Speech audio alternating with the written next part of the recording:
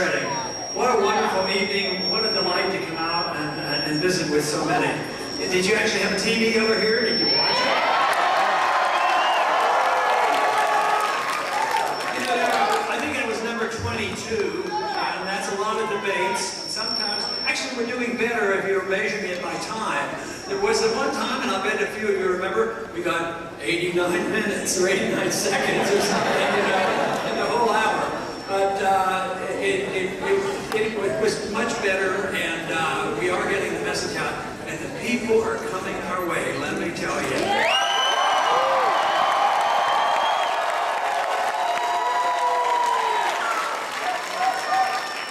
I mentioned about the foreign policy, and I tried to make the point and try to embarrass them that they weren't interested in the moral issues and the constitutional issues, but the practical issue is we cannot maintain this foreign policy.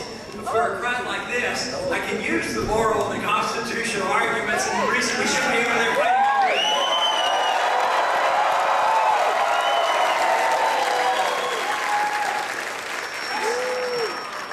It still is rather amazing that we've had all those debates, and I think out of the 22 debates, there was only one time there was a mention of serious concern about civil liberties, you know, the Patriot Act or the National Defense Authorization Act. It's utterly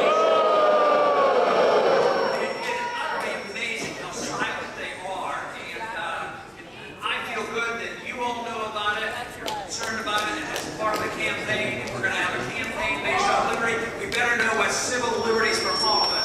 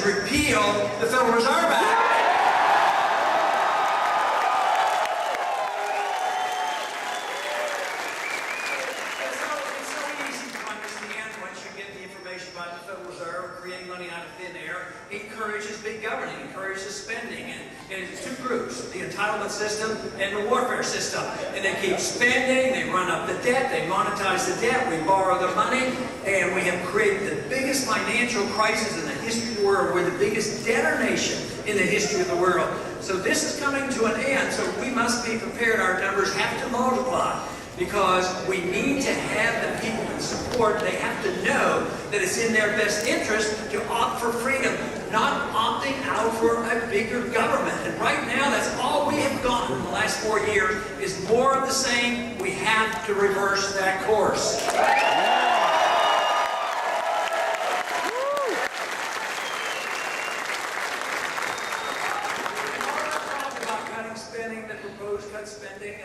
Tonight there was a former senator on the former senator that I think made the point about how the system works in Washington. Well, yeah, it's true, I voted for that, but now I'm running to get rid of that.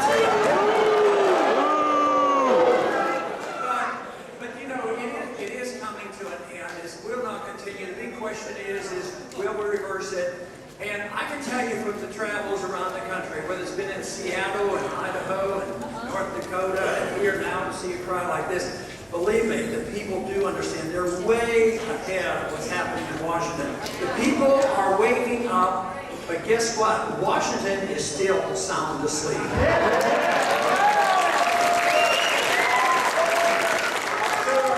Obviously, the other candidates are arguing for the status quo, the continuation of the same foreign policy, the same entitlement system, the same monetary policy, and yet, there are people like you out there, they haven't heard from you.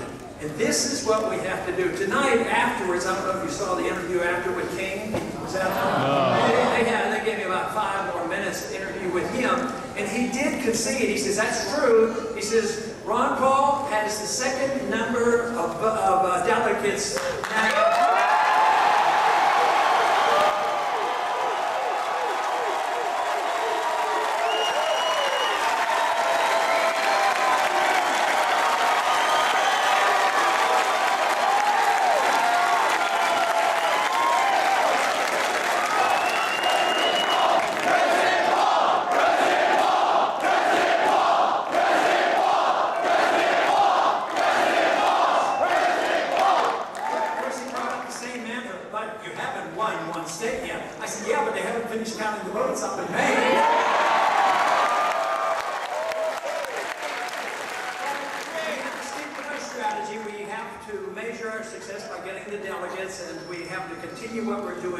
Things are going very well, and just waiting for the great transition that's going on, and the bringing people together. Even tonight, somebody come up and said, "You know, I'm a Democrat, but I'm switching over. I'm going to."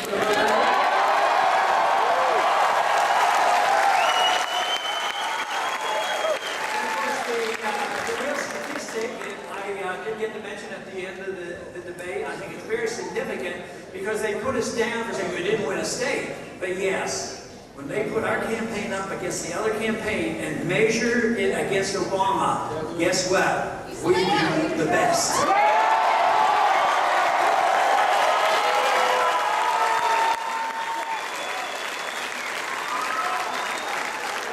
do want to thank you very much. I thought I'd stop by and say hello. They told me.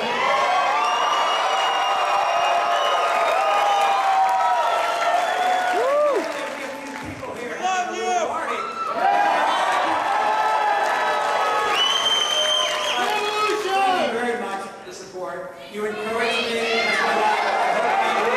Thank you very much.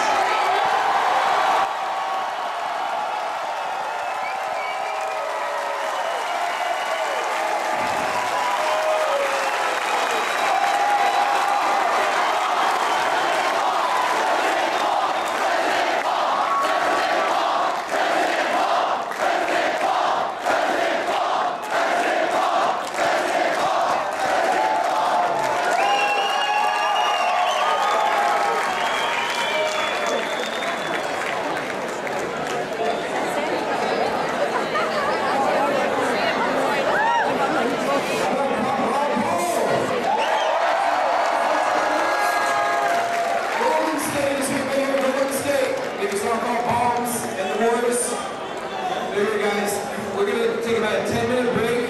We've got a little bit of